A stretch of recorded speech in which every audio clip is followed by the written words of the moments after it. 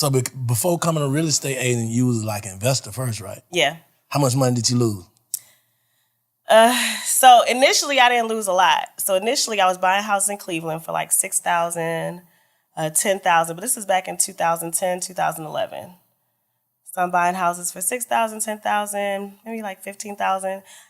The most, I was working at a collection agency, so we were making, it was crazy because we were making like $13 an hour, but our bonuses was between $2,000 to $10,000. Mm-hmm. So I would take my bonus and buy a house after I bought like all the bags and shoes I could buy. But I would take my bonus and buy a house and then take another $10,000 and put into it to fix it up and then rent it out. So let me ask you something. What do you do? Like, what do agents do? Like when the market crash, like when we go through things, like what do y'all have to do then? I think, the market doesn't really, it's always a market. So I'll say this. I bought my first house in Atlanta in 2012, right? They was telling us not to buy. And I bought that house for $29,000. And now it's worth $260,000. But that was a time where they're like, put your money in the stocks and bonds. The housing market is trash. Even like my mom was calling me like, why are you buying that house? I was like, well, listen, I'm moving to Atlanta. I'm here. I don't know where I'm going to work at, but I can work at Walmart and, pay the HOA fee. So I'm just going to buy this and figure it out. But now it's worth, $260,000. So it wasn't a fix up. It was a house ready to live in. It was foreclosed. Okay. So I fixed it up, but it wasn't like non-livable. You could live in it, but I did fix it up. When did you know like you've arrived in the real estate business? I don't know when we really arrived. I don't know if I really arrived. I think that a lot of people started noticing me now. What you mean you don't know you arrived? You making all that money. You've arrived. I am making a lot of money. Shit. What part of arrive you want to go?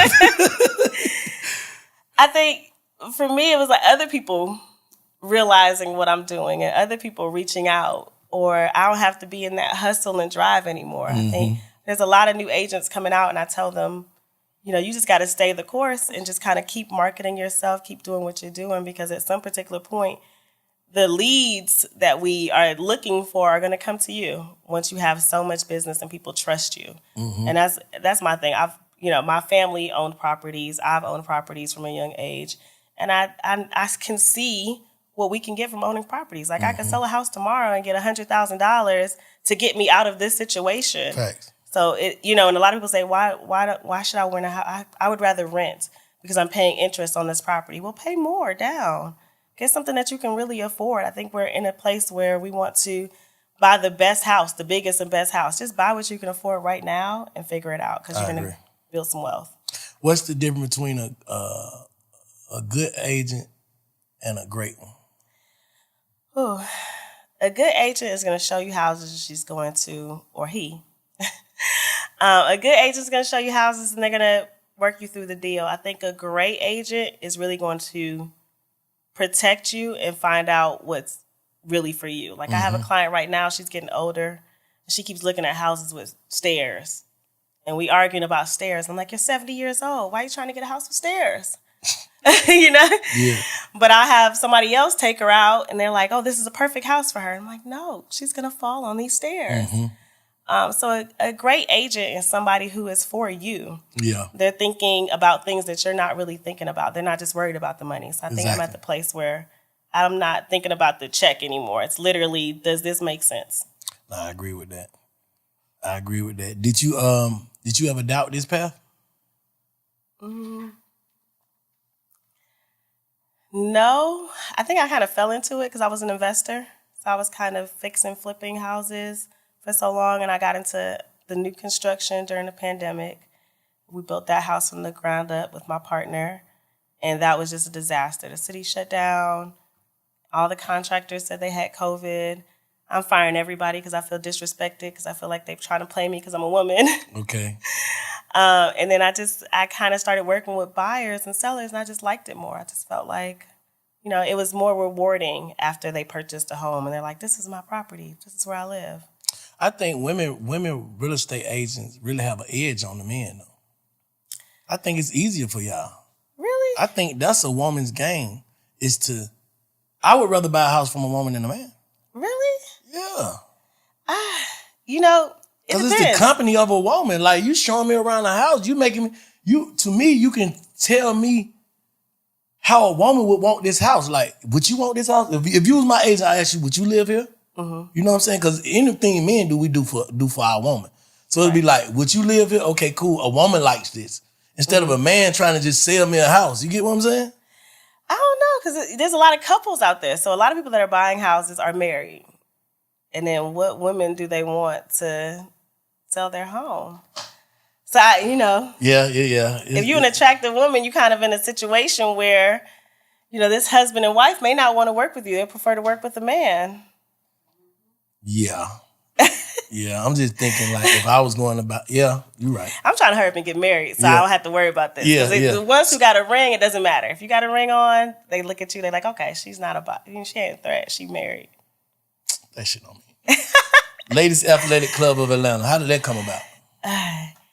That came about from us wanting to me and Brooke first, we used to work out at Class Pass. So I met her through a mutual friend, and she was bouncing around to all these different gyms.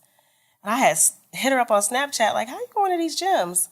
And she's like, oh, come with me. We can go to Class Pass together. So Class Pass is an app where you kind of pick a class at a random gym and just kind of go work out with a friend or something like that. So that's how we first became friends. And then fast forward, kind of trying to figure out something else to do. We kind of was picking, different sports where it was like tennis, golf, let's do this together. And then our friends started getting involved. And we're like, all right, let's start a group where we can get out of the lounge and like just eating and drinking and do something fun. So we started it because of that, just to find something else to do. Did you think you was gonna be able to take it like it's more cultural now? Do you think you was gonna be able to just, when you first hit her up and y'all start figuring out whatever y'all figure out, did you ever know that you have like over 400 members? And No, I did not. I thought it was really just gonna be our friends having fun. Golfing and playing tennis. I did, and it was Brooke who pushed for memberships, and I was just like, who's going to pay for memberships? But we do have a sisterhood, and we have a brand, and we provide so much value. So we've got like book club, financial advisors. We have so much going on the back end that warrants, a fee to want to get in. And it's private, it's exclusive. We're not accepting everybody. And y'all got a lot of bosses too now. We got a lot of bosses. No slouches. I don't see no slouches. So and they cute. Yeah, they got a lot of nice women. A lot of nice women. Where has been like the most meaningful reward of just doing that period? Like, how somebody come tell you something, like a testimony or something like. I think the most is when the ladies because a lot of the ladies are transplants. So when they'll come to an event and leave, and their response is kind of like, I saw one review the other day, it was in the group, where she was just talking about how she came and she got so many compliments as soon as she walked in the door about her outfit. She sat down and people were coming up to talk to her. So she didn't feel alone. So that's one thing that I do love about it. We make everybody feel included, whether it's your first time or you've been here 10 times with us. It's pretty much everybody feels at home and like they're sisters when they come to an event that we host. So is your main thing is just to show people that black women can be amongst each other without all the hate and bickering and comparison. So it's like a sisterhood, basically. It is. Right? It's definitely a sisterhood. And we can. Y'all can. We can. I think, there's a lot of growth in everything we do. Yeah. And it's just kind of learning conflict management. But I got sisters, so I've got real sisters that I've had to deal with growing up. So, just learning conflict management throughout life. So how do y'all weed out like the negative energy?